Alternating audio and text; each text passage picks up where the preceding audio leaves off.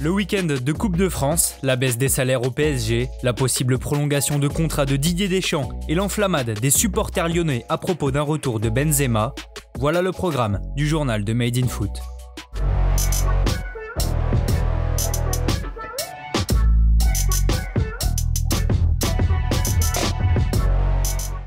La Coupe de France est au programme ce week-end. En ouverture des 16e de finale de la plus vieille des compétitions, Toulouse a fait respecter la hiérarchie hier contre Aubagne.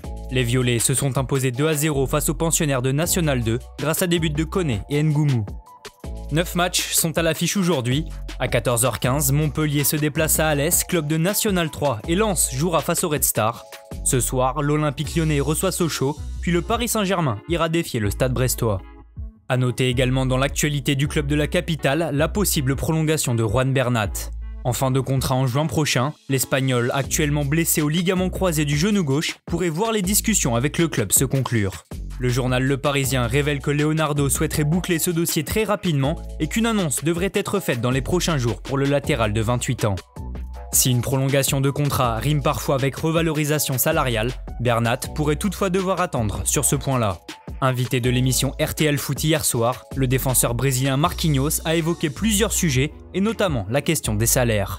Le capitaine parisien a en effet affirmé que les joueurs avaient une nouvelle fois consenti à baisser leur salaire pour aider leur club à traverser la crise qui touche le football français.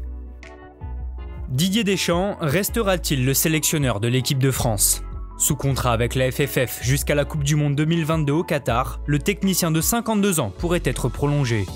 Interrogé à ce sujet, le président de la fédération Noël Le Graët a expliqué ne pas être opposé à cette éventualité et a totalement écarté l'idée de nommer un sélectionneur étranger, des déclarations qui devraient donc rassurer Didier Deschamps.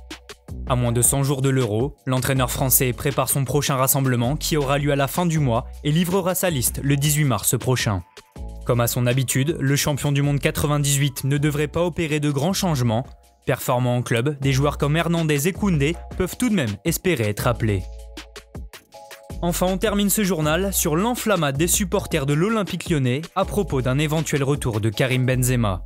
Formé à l'OL où il a explosé entre 2005 et 2009 avant de rejoindre le Real Madrid contre 40 millions d'euros, l'attaquant français pourrait revenir dès cet été selon un insider lyonnais. Si ce tweetos anonyme évoque un effort financier de KB9, son information reste tout de même à prendre avec des pincettes. Malgré cela, les fans lyonnais n'ont pas manqué d'inonder les réseaux sociaux de Benzema pour lui demander un retour. Pour rappel, en janvier dernier, l'ancien agent du joueur Karim Jaziri expliquait que Benzema avait vraiment envie de revenir jouer à Lyon, affaire à suivre donc. Merci à tous de nous avoir suivis, n'hésitez pas à liker, commenter et partager, on se retrouve très bientôt pour un nouveau journal.